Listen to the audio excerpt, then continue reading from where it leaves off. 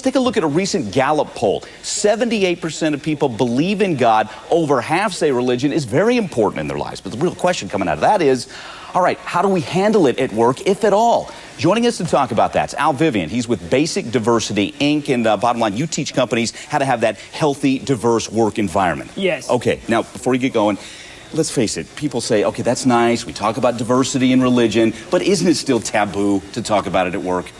It has still been a taboo, which is why most companies have avoided this issue. The reality is, though, as our workforce shrinks, baby boomers are about to retire, we're going to need people. We're going to have a 10 million personnel shortfall in the U.S. alone. Companies that can differentiate themselves from others are going to have a better time recruiting people.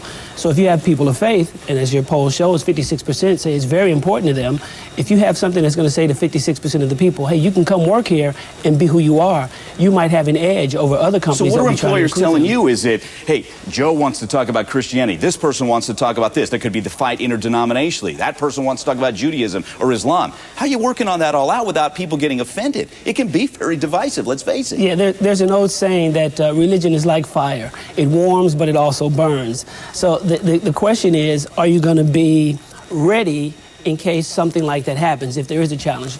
Religion in the workplace is already there. What does ready mean, real quick? Do you have policies set up to where people can have challenging conversations without it destroying the organization? Are you set up to where you have an inclusive environment? Diversity is there. It's a matter of whether you have an organization that's inclusive of all the people that are there. You just hit on a big topic. Let's face it, in this nation, we're a little more comfortable with the Old Testament, the New Testament.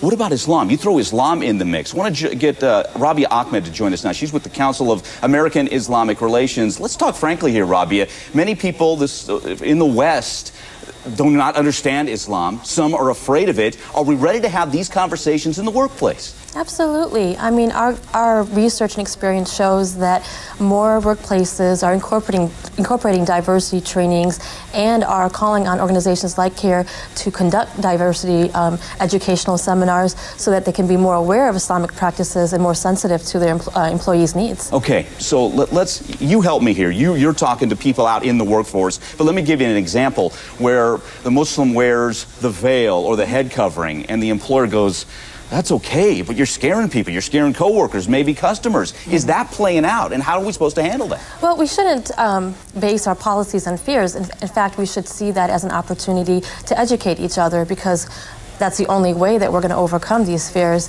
For Muslims, Islam is a way of life. It's not something you can leave at the door.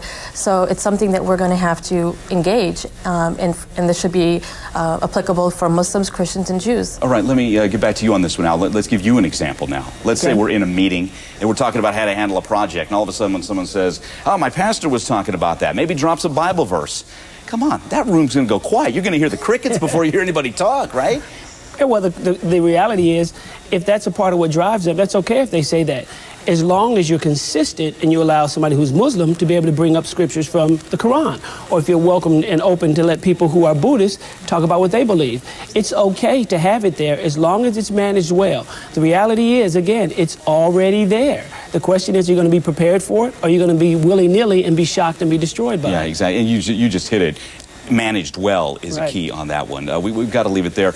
Al Vivian and Rabia Ahmed, we appreciate your time, and we want to hear from you, the viewer. Please email us, cnn.com/prime news. Go to the link and you can email us, because you are the people living it. What is it like in your work environment? Where do you fall? Are you a person that says, hey, I don't want to hear about it, keep your religion to yourself, or are you a person of faith that feels you can't say anything and you really want to, and that's who you are? Can't wait to hear from you again. CNN.com/Prime News. Hit that link and let us know what you feel. Erica? All right. Thanks, Mike. Another good one, as always.